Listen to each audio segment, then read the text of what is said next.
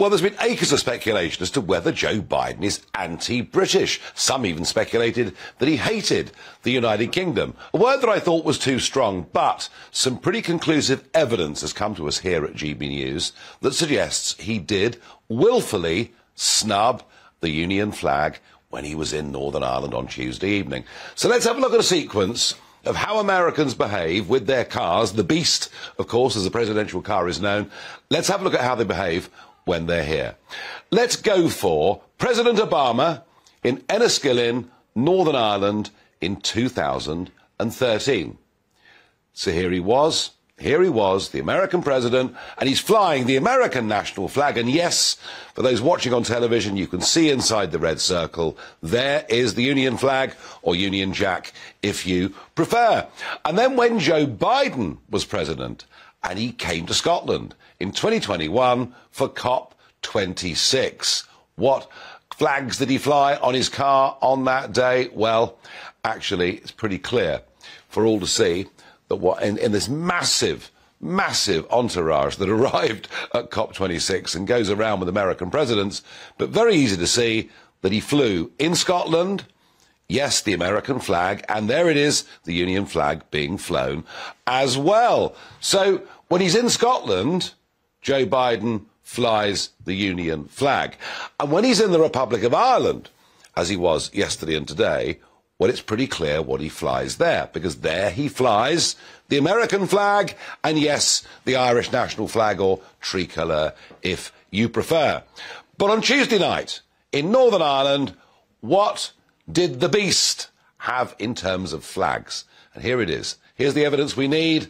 There's the American flag, the stars and stripes, and there is a flag with a presidential seal. He willfully and deliberately chose and opted, along with the White House, not to fly the Union flag. Now, staying a member of the Union is perhaps even more controversial in Scotland than it is in some ways, or numerically at least, in Northern Ireland. I believe this to be a deliberate snub.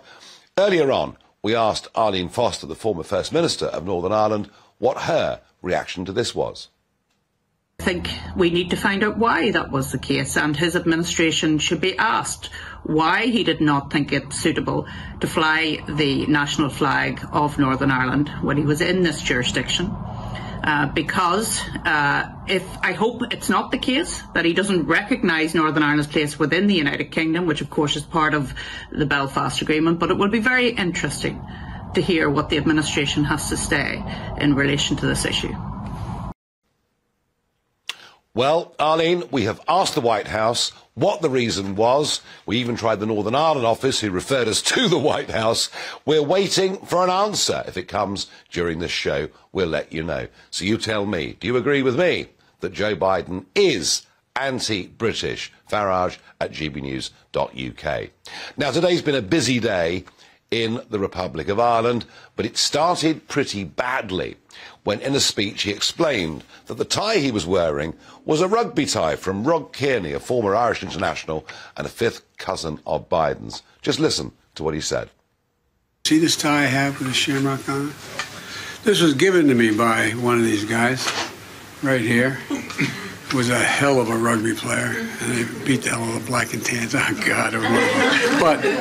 But it was when you were at a Soldier Field, wasn't it, the game? Chicago. And after it was all over, he gave my brother, allegedly for me, but if it wasn't, I still took it. I still got the tie. I wear it with great pride. And so thank you all for the homecoming welcome. The bad news for all of you is we'll be back. There's no way to keep us out, but thank you, thank you, thank you.